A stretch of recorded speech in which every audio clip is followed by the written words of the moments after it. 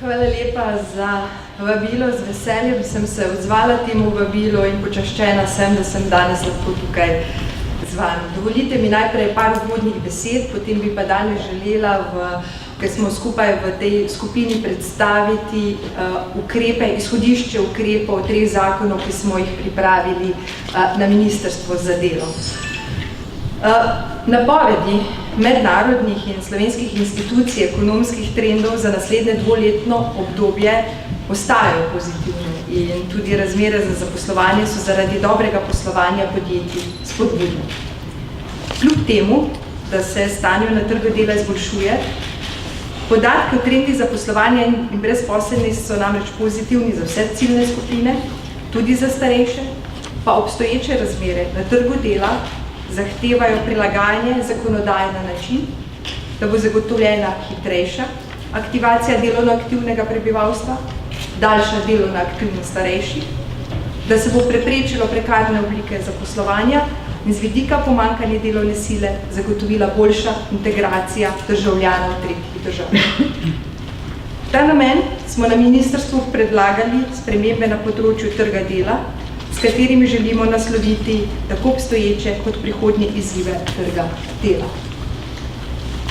Če mogoče najprej predstavim nekaj aktualnih poudarkov in podatkov trga dela. Trenutno je registriranih brezposelnih 80.755 oseb, od tega nekaj več kot 48% brezposelnih je več kot eno leto. Če primerjamo ta podatek s februarjem 2018, je sicer brezposelnost manjša za 5,8%, pa po moji oceni še vedno previsoka. Sama struktura brezposelnih oseb je sicer slabša, povečuje se delež težje zaposljivih, ki potrebujejo dodatno oziroma poglobljeno podporo. Z ta namen poskušamo na ministrstvu čim močni večji meri uskladiti ponudbo in povpraševanje na trgu dela in v delovno aktivnost vključiti tudi ranljive skupine na trgu dela. Ključni razlogi, zakaj spreminjamo zakon o urejanju trga dela, so predvsem hitrejša aktivacija delovno aktivnega prebivalstva, podaljševanje delovno aktivnosti starejših, preprečevanje prekarnega zaposlovanja in pomanjkanje delovne sile. Prvi ukrep, ki ga predlagamo, je zvišanje najnižjega denarnega nadomestila iz sedanjih 350 evrov bruto na 530 evrov bruto, kar predstavlja 392 evrov neto, gre za izenačenje z osnovnim zneskom minimalnega dohodka. Naj na tem mestu povem, da se je denarno nadomestilo ni spreminjalo vse od leta 2011, ko bi se spremenila minimalna plača, izračunani minimalni življenjski stroški, tako da to denarno nadomestilo v tem trenutku dvigujemo na raven minimalnega dohodka. Drugi ukrep, ki ga predlagamo, je zvišanje zavarovalne dobe za priznanje pravice do denarnega nadomestila za brezposelnost. Pravico iz zavarovanja iz sedaj 9 mesecev predlagamo na 12 mesecev v zadnjih 24 mesecih. Zakaj? Ravno zaradi hitrejše aktivacije delovno aktivnega prebivalstva in preprečevanja prekarnega zaposlovanja. Ugotavljamo namreč, da v določenih panogah, tudi v izobraževanju, se sklepajo pogodbe za 9 mesecev, nato se ljudi prestavi na zavod za zaposlovanje za 3 mesece in potem se zopet sklene pogodba za 9 mesecev pri istem delodajalcu, tako da v ta namen sledimo ureditvam ostalih evropskih držav članic in sicer daje pogoj za pridobitev nadomestila na zavodu za zaposlovanje 12 mesecev dela v zadnjih 24 mesecih. S tem bi želela posebej poudariti, da pri mladih se pogoj za pridobitev pravice za denarno nadomestilo ne spreminja, ostaja 6 mesecev v zadnjih 24 mesecih. Prav tako predlagamo spremembe trajanja denarnega nadomestila za starejše brezposelne osebe in sicer iz 25 mesecev predlagamo na 19 mesecev, kar pomeni, da predlagamo ukinitev denarnega nadomestila na način, da se izenači starejše s 55 let na 50 let. Zakaj to predlagamo in sicer zopet za namenom aktivacije starejših brezposelnih oseb ter podaljševanje delovne aktivnosti starejših ter zmanjšanje števila brezposelnih oseb, ki trg dela zapustijo predčasno. Naj povem, da imamo v Sloveniji en velik strukturni problem, namreč delovna aktivnost starejših med 60 in 64 let je ena izmed najslabših v Evropi, slabši so samo še Grki. Tako da vsi ti ukrepi gredo v smeri podaljšanja delovne aktivnosti tudi starejših, namreč ugotavljamo, da je Zavod za zaposlovanje postal nekak most med zaposlitvijo in pa upokojitvijo in ta most bi želeli nekako skrajšati, ravno z namenom podaljšanja delovne aktivnosti. Prav tako predlagamo ukrep sankcioniranja brezposelnih oseb in sicer v primeru težjih kršitev. Tukaj naj povem, da v primeru lažjih kršitev ohranjamo dvostopenjsko sankcioniranje, najprej opomin in potem izbris iz evidence v primeru težjih kršitev, kar pomeni, če oseba odkloni primerno ali ustrezno zaposlitev ali se ne želi vključiti v aktivno politiko zaposlovanja, gre za težjo kršitev in v tem primeru tako osebo bo seveda zavod izbrisal iz evidence aktivnega iskalca zaposlitve, vkolikor prejema denarno socialno pomoč, bo seveda ta oseba tudi izgubila denarno socialno pomoč. Prav tako z namenom integracije državljanov tretjih držav predlagamo dodaten pogoj za vpis v evidenco brezposelnih oseb, to je osnovno znanje slovenskega jezika. Namreč ugotavljamo, da imamo trenutno na zavodu zaposlenih prijavljenih 7600 oseb, ki ne znajo niti osnov slovenskega jezika in so praktično nezaposljive. Gre za osebe, ki so nekako zaglavile na zavodu za zaposlovanje in tam tudi obstale, ne najdejo dela, ravno zaradi tega, ker ne znajo niti stavka slovenščine. V ta namen želimo takim osebam, da te osebe preko seveda aktivne politike zaposlovanja v roku enega leta opravijo osnovni tečaj slovenščine. In sicer, vkolikor tega tudi ne opravijo, seveda taka oseba se izbriše iz evidence in na tej podlagi tudi izgubi denarno socialno pomoč.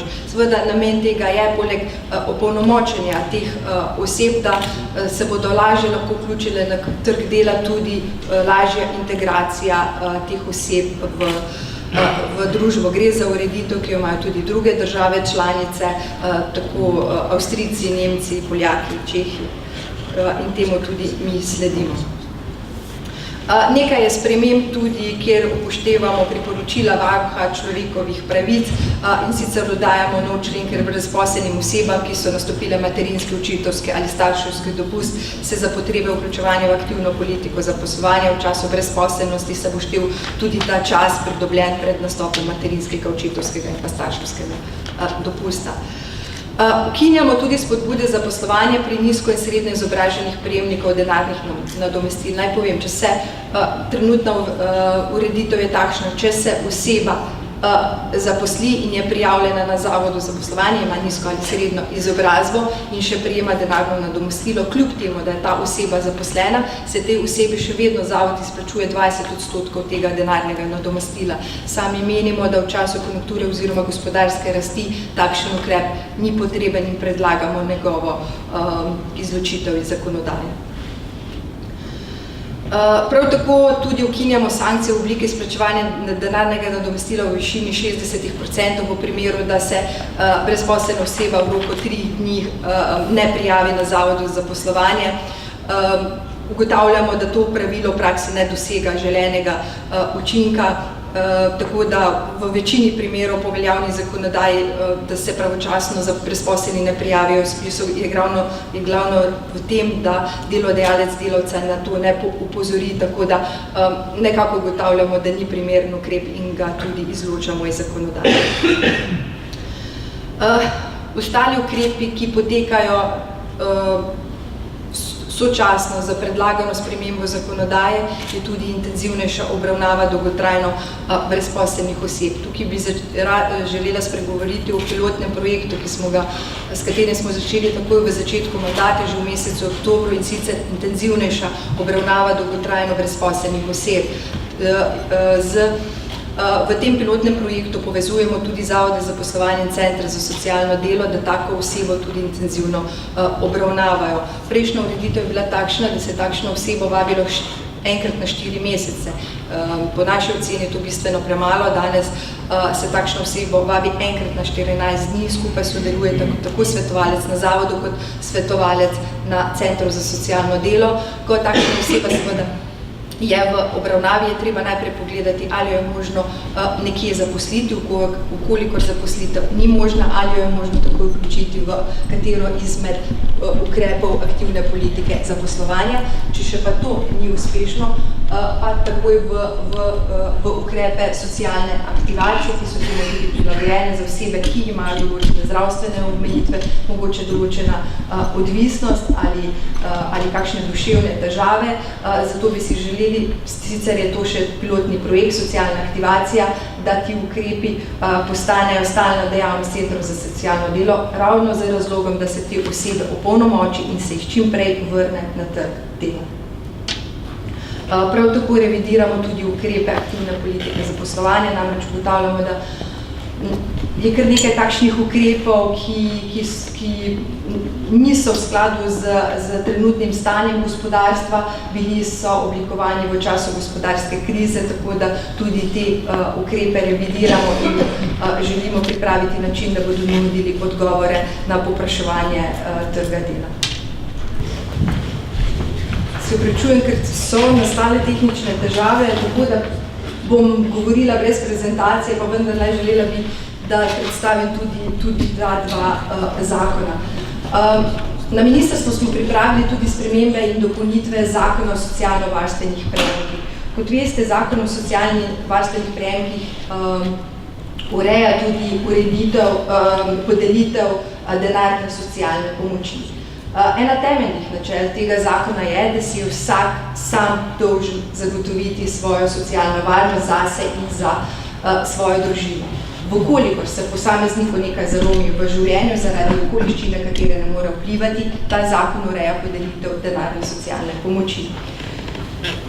V trenutno veljavni zakonodaji pa je tudi, se predvideva dodatek za delovno aktivnost in ravno črtanje tega dodatka predlagamo, da se izloči iz tega zakona. Namreč dodatek za delovno aktivnost je bil v to zakonodajo vpeljan leta 2011, torej v času največje krize in tudi takrat je bila denarna socialna pomoč zelo nizka, 230 evrov.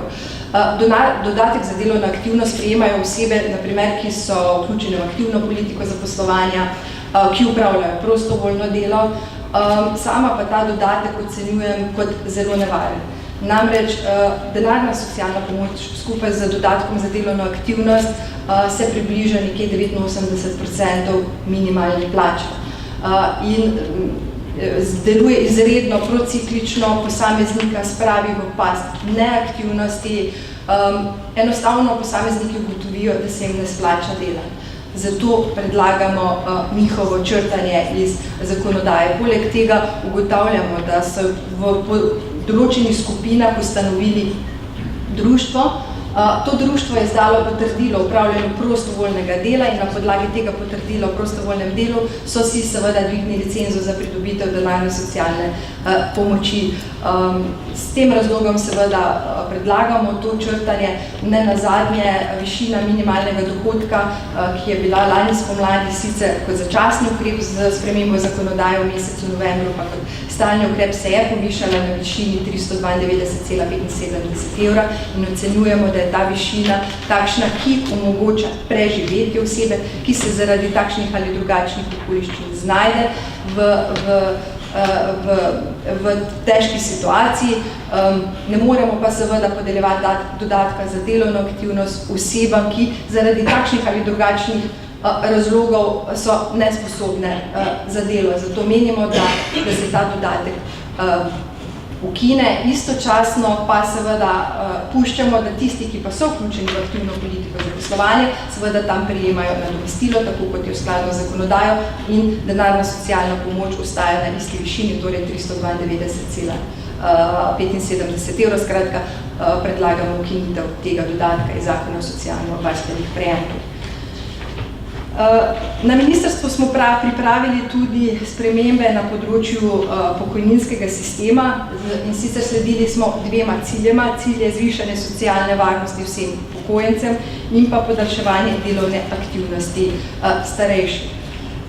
Prvi takšen ukrep, ki ga predlagamo, je postopen dvig odmernega odstotka in sicer za oba spola na isti odmerni odstotek, to je 63 odstotkov. Trenutno je za moški 57 odstotkov, torej predlagamo postopen dvig za obdobju 6 let iz 57 na 63, medtem ko pa pri ženskah postavitev na 63 odstotka, ki bi sicer padle na 6 odstotkov. V roku 6 mesecev se bodo pokojnine približno zvišale v roku 6 let se bodo približno pokojnine zvišale za 8 odstotkov.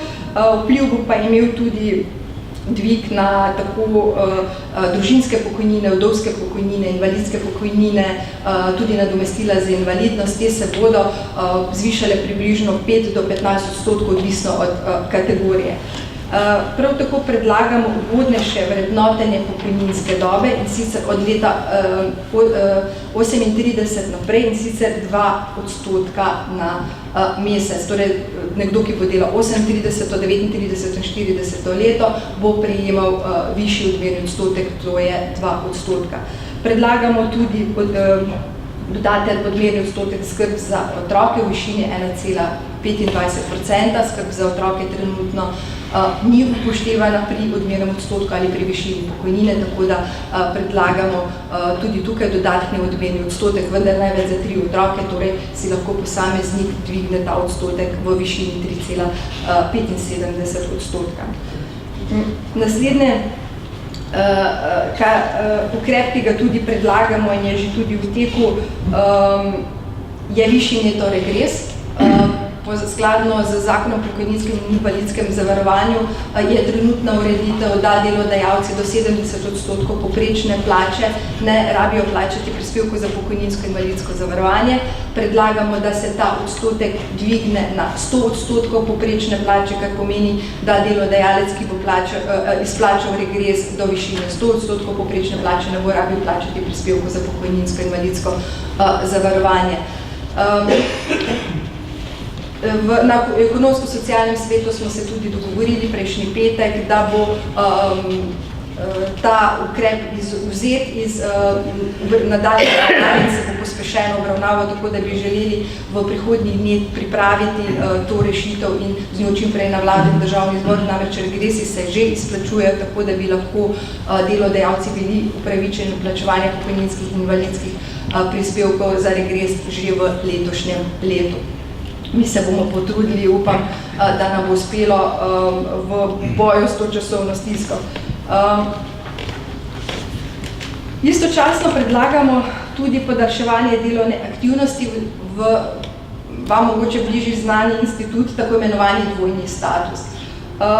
Ravno z namenom podaljševanja delovne aktivnosti predlagamo, da bi posameznik lahko še delal po 40. letu, torej po izpolnitvi pogojev za starostno upokojitev in bi prva 3 leta lahko še pridobival zraven 50% pokojnine.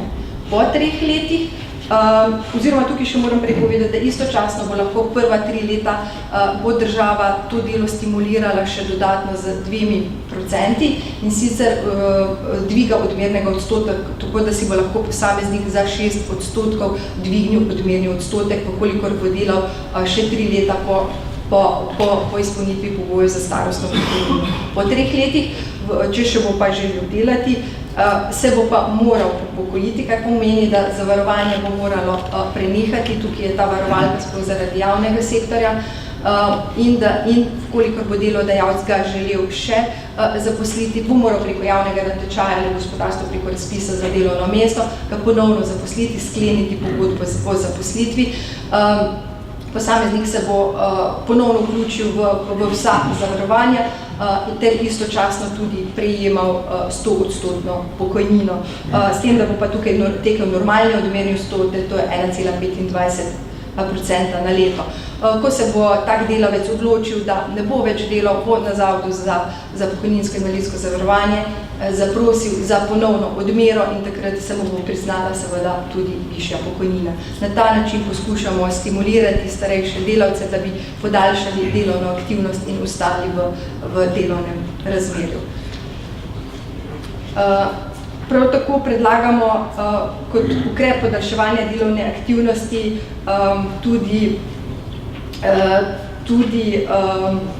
predvsem tudi za namenom dviga izboljšanja socialne varnosti in sicer za tiste, ki ne bodo dopolnili 40 let pokojninske dobe. Torej, na začetku naj povem, da nihče ne bo rabil delati več kot 40 let, razen tisti, ki bodo seveda to želeli. Za vse tiste, ki pa 40 let ne bodo dopolnili, pa predlagamo postopen dvig starosti in sicer do 67 let. Ta odvig bi naj bil postopen od leta 2023 za 2 meseca na leto, tako da bi seveda do nekje do leta 2034 dosegli ta pogoj 67 let. Sama sem se odločila za postopnost, ne bi želela strašiti delavcev, da bi se še hitreje umikali iz trga dela, skratka, predvsem bi pa želeli postopno nekako po vseh izračunih je naš pokojninski sistem zdržen do leta 2025, torej od leta 2023 bi to starostno mejo postopno dvigovali do leta 67, torej za vse tiste, ki ne bodo dopolnili 40 let. Tisti, ki pa bodo dopolnili, se bodo pa seveda lahko upokojili pri 40. Kar pomeni, da seveda pogoj starost na 40-60 let ne dotikamo in posameznik, ki se je prej vključil na trg dela, se bo lahko upokojil pri 60, 61, 62 letih. Skratka, če na kratko mogoče povzamemo, vsi ukrepi vseh 3 zakonov grejo v smer podaljševanja delovne aktivnosti, izboljšanja socialnega položaja upokojencev in pa predvsem smo iskali odgovore na vprašanja trga dela, da se čim prej seveda zagotovi z različnimi ukrepi tudi dovolj delovne sile. Mogoče za zaključek naj povem samo to, da ureditev trga dela in zagotovitev potrebne delovne sile danes in v prihodnje je od začetka mojega mandata osrednja prioriteta mojega dela. Trudila se bom, da bomo tudi v prihodnje iskali rešitve. Kot veste, v prihodnjih dneh bomo nadaljevali z socialnim dialogom. Vse te spremembe zakonodaje so izhodišča, na njih bomo gradili. Želela bi si širšega družbenega konsenza, zato da bi našli najboljše rešitve, ki bodo lahko kljubovale času, v katerem živimo. Najlepša hvala. Hvala lepa.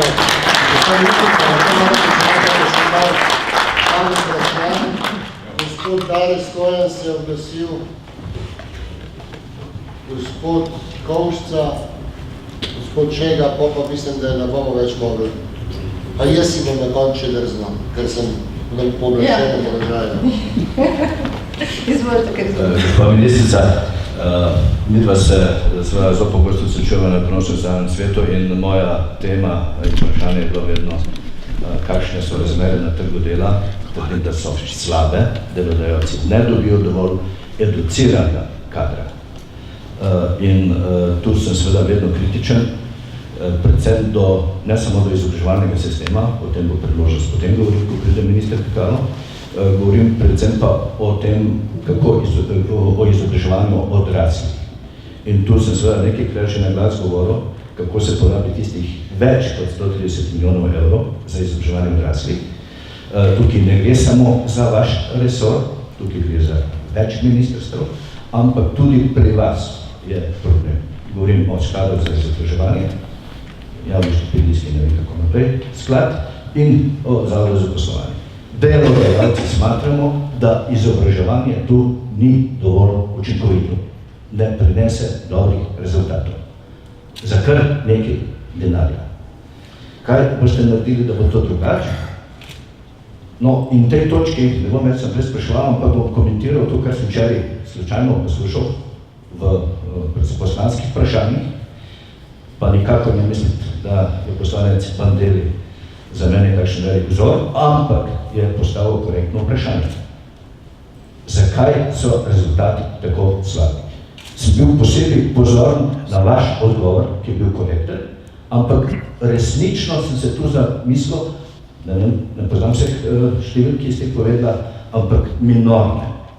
Torej, verjetno se imate vi na ministrstvu zamisliti, kaj narediti, kaj se dogaja v preteklosti, kaj se dogaja danes, da so razmere takšne. Seveda, upoštevanju, da ministrstvo za šolstvo tudi ne naredilo svoje.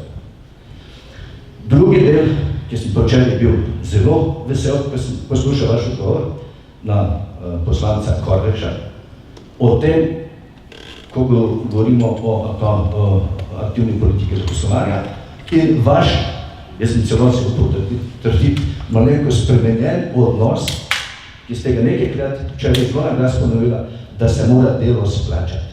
Torej, ne biti preveč socialo, kar sem nekoč mislil pri sprejemanju, načinu sprejemanja minimalne plače, da pač greste preveč v levo orientacijo. Jaz nisem nobene politične stranke, da ne bo kakih nesporazumov, ampak verjamem, da se mora delo splačati. In včeraj, in tudi danes, ko ste tukaj govorila in predstavljala zakonodajo, je to zaznati. To delodajalci hočemo in pri tem prosim, če ustrajate. Seveda pa pred tem moj kolega Alojz, predsednik Državnega sveta, fantastično isto stvar povedal, zelo strnjeno o tem, kaj rabimo na trgu dela, da bomo stanjo tudi čez nekaj let delati drugače, više tehnološke izdelke in seveda tudi za više plače. Hvala. Hvala lepa, predlagam, ako ministrica vam ilaže na koncu vse odgovore. Bom kaj spustila. Ja, hvala lepa za to vaše razmišljanje. Absolutno se strinjam z vami. Tukaj tako Ministrstvo za delo kot Ministrstvo za izobraževanje čakajo prihodnje seveda veliki izzivi, kako zagotoviti primeren kader, ki bo lahko seveda zagotovil potrebe trga dela. Tako je, kot sem že prej uvodoma rekla, pospešeno spreminjamo aktivno politiko zaposlovanja, vse ukrepe. Ne more se, zadnjič je bila pri meni doktorica elektrotehnike in je rekla, da je pred 3 leti izgubila službo in se prijavila na Zavodu za zaposlovanje, jo Zavod za zaposlovanje poslal na tečaj Worda.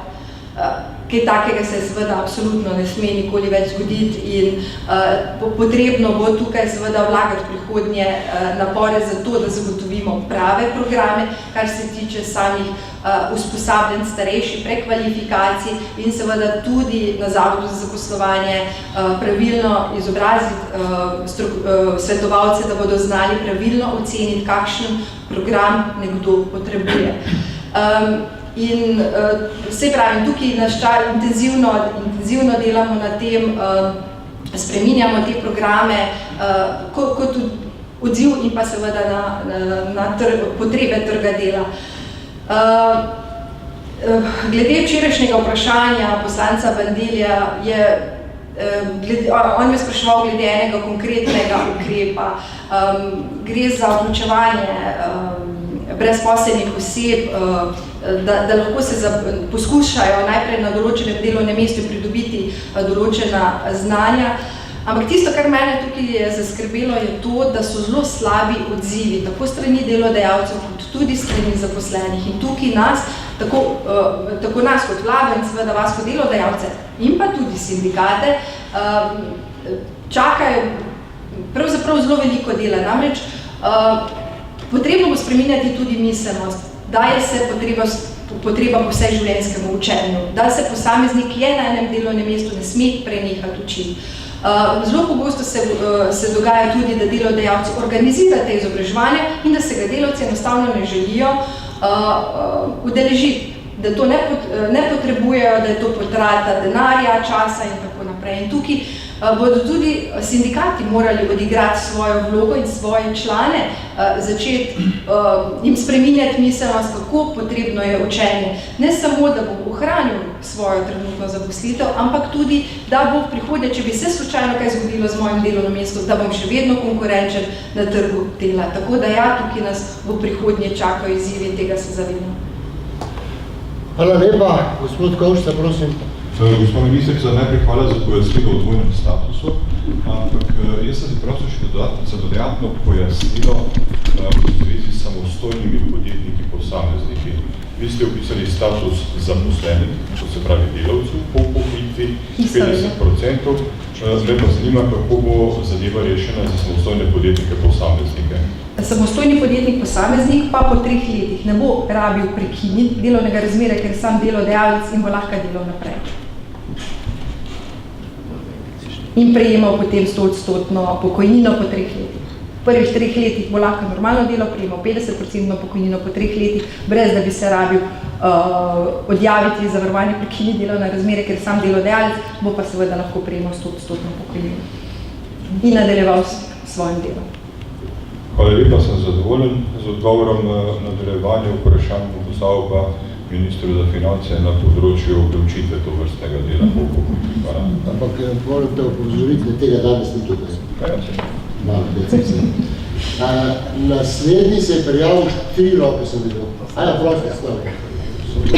Jaz sem vrlo z moje srednje, ampak žal moje vprašanje je, gospod Loj se izpostavil, jaz sem ravno tako da povedal, kako je z statusom SPO, ker SPO dejansko niso bili omenjeni nikjer, ampak ta status, ki ga imamo sedaj za SPO je najboljši.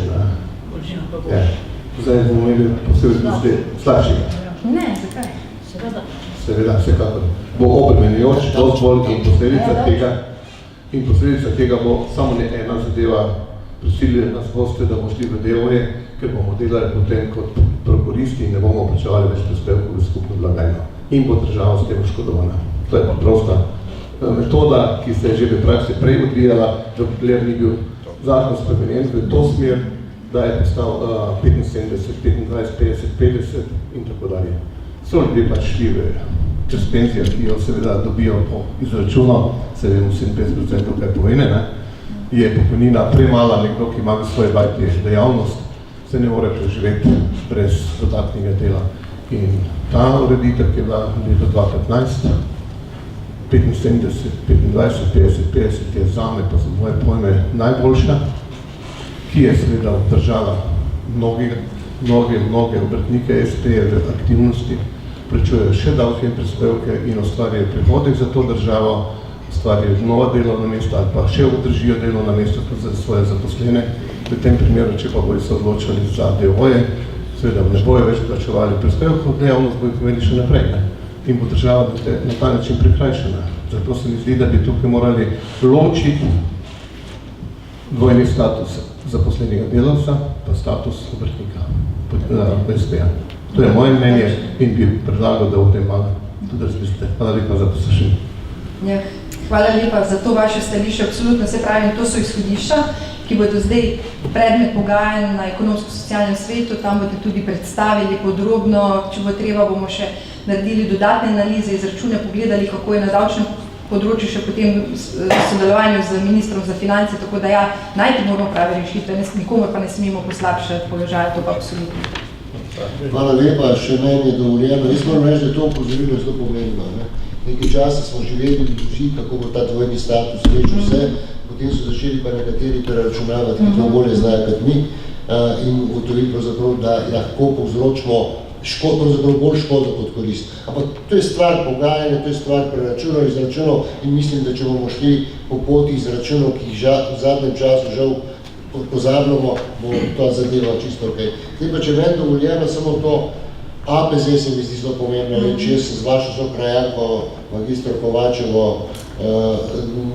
bil pred mnogimi leti, ko smo ustvarjali, uvajali pravzaprav vse APZ ukrepe.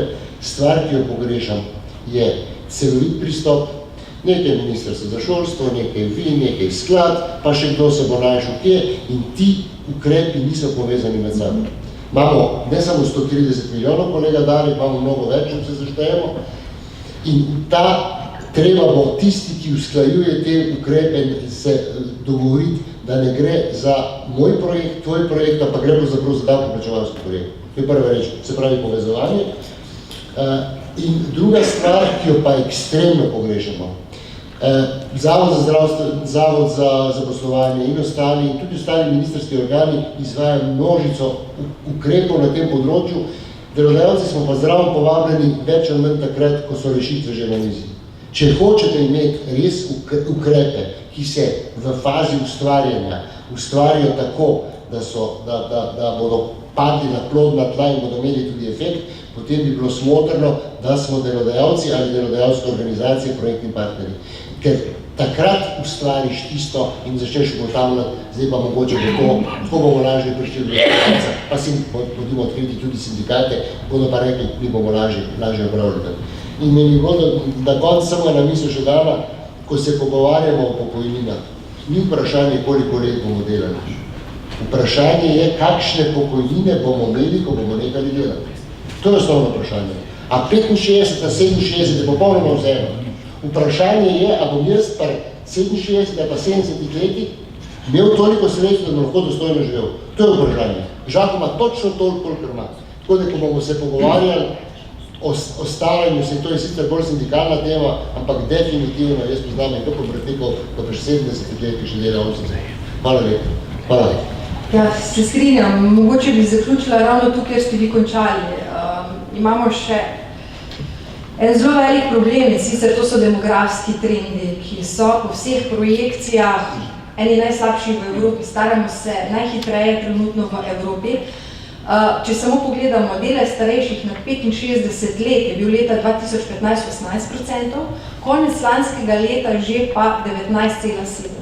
Če bo šlo s tako dinamiko naprej, bo delež starejših nad 65 let leta 2030, torej čez dobrih 10 let že 25%. In to je velik problem. Mislim, da se ga niti ne zavedamo in da nas bo ruknil kot tsunami.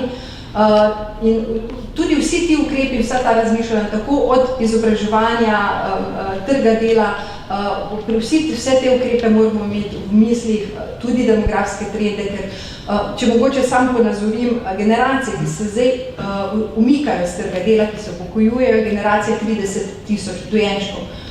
Generacije, ki vstopajo danes na trg dela, so generacije 20,000 dojenčkov. Tako da že tukaj imamo velik minus, poleg tega se generacije danes vsi ocenjujemo prepozno oziroma pozno vključujejo na trg dela in tukaj nam nastaja ta velika luknja in tukaj imamo sistemski problem.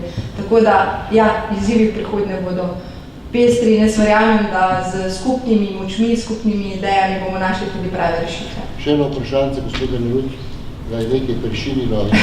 Izvolite, zato sem tu.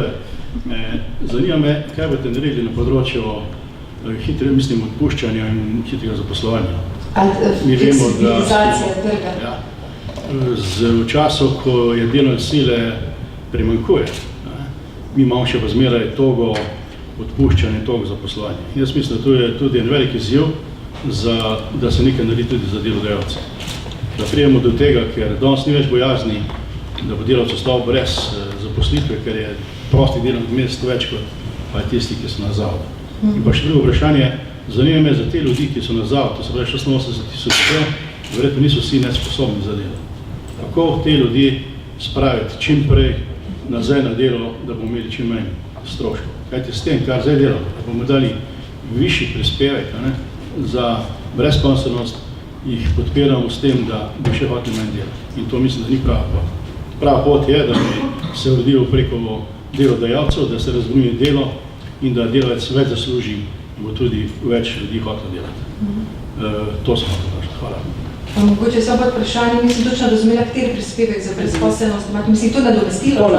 To je za tistega, ki izgubi službe na zavodu za zaposlovanje, da prejema nadomestilo, ampak on je delal nižje, kot je denarna socialna pomoč. Ne more nekdo, ki je delal in ki je mogoče izgubil službo, seveda zaradi okoliščine, kateri ni vplival, ne more biti to nadomestilo nižje, kot je denarna socialna pomoč. Samo to korigiramo, drugače pa seveda ne posegamo v določena nadomestila. Kar pa se tiče same fleksibilizacije trga dela, ja, poznam predlog, ki ste ga delodajalci, mislim, da že lani oziroma predlani naslovili glede odpuščanja, da bi bil 1 ali 2%, da bi lahko delodajalci odpustili brez razloga. Sama sem preverjala te možnosti oziroma ureditev te zakonodaje. Moram povedati, da na mednarodne dokumenti, mednarodna konvencija dela to preprečuje. Namreč mednarodni dokumenti, katerih podpisnica je tudi Slovenija, ne dovoljujejo odpuščanja brez razloga. Vedno mora biti ta valid reason za odpuščanje, tako da zdaj zaenkrat spremembe zakonodaje na področju zakona o delovnih razmerjih, da bi lahko seveda delodajalci odpuščali brez razloga, ne pripravljamo, ker ni strokovnih podlag. Mogoče se še samo to, kar sem sicer že v predstavitvi povedala, intenzivna obravnava brezposelnih v prihodnjih mesecih bo potekala tako na Zavodu za zaposlovanje kot na Centrih za socialno delo. Vsakega posameznika bo potrebno klicati na vsake 14 dni in videti, ali ga bomo lahko vključili, kot sem rekla, takoj na trg dela, če to ni možno, katero izmed politik ukrepov aktivne politike zaposlovanja, če še to ni možno, kajti gre pod posamezniku za določene omejitve, bodi si zdravstvenih razlogov ali mogoče kakšne odvisnosti, pa seveda eno izmed ukrepov socialne aktivacije. Skratka, poskušali bomo ustvariti mrežo, kjer bomo lahko ujeli vsakega posameznika, pogledali, kaj potrebuje, ga poservisirali, z namenom, da ta mreža, ki ujame tega posameznika, ga čim prej vrže nazaj v svoje čevlje, da se lahko svojo socialno varnost išče na trgu dela. Je pa res, vsaka družba bo pa imela delež ljudi, ki ne bodo nikoli delali. To so ravno ti, ki imajo določene zdravstvene omejitve, odvisniki, ki imajo psihične težave. Za te kot družba moramo poskrbeti, ker Slovenija je socialna država. Za vse ostale pa si seveda morajo svojo socialno varnost iskati na trgu dela. Hvala lepa, še jaz nam pojasnilo, nikoli nismo zahtevali odpuščanja brez razloga, ker vemo, da konvencija mednarodna organizacija, ki je ratificirana v Jugoslaviji, ko smo jo prevzeli, velja. Govore pravzaprav o prožni varnosti, na katero smo pozabili nekaj časa, smo tak fleksibilni, vsi trajali v Evropi, potem je pa kar enkrat ne pozabili, zato ko smo ugotovili, da nimamo dovolj denarja v proračunih, zato da lahko to financiramo. To je sicer kruto dejstvo, ampak zdaj jaz še tole mogoče, vsi ste v mapah dobili naše zahteve. Te zahteve se kar ponavljajo, vsako leto, mogoče ne 4-5 zbrišemo, ampak kaj dosti ne. Hočem samo to povedati, da me grozi, ko preberem analizo OECD-ja, da se je manj kot 30% Slovencev, aktivnih Slovencev, se pravi, ki so v delovnem razmerju, pripravljeno vse življenjsko učiti. To je pa tisto, kar me je pravzaprav v državnem svetu smo imeli posvet, tako se mi zdelo, ko sem rekel, ok, 40 pridejo z anketnim podatkom, to je grozljivo sporočilo. Čeprav morate vedeti, v obrti je tega izobraževanja ogromno, ki ni tisto formalno izobraževanje. Vsak nov material, ki pride v proizvodno, je že izobraževanje. Ne smemo pozabiti, ne smemo govoriti samo o formalnih oblikah, ampak vse tisto usposabljanje, ki se dogaja vsak dan. Gospa ministrica, najlepša hvala. Hvala vam.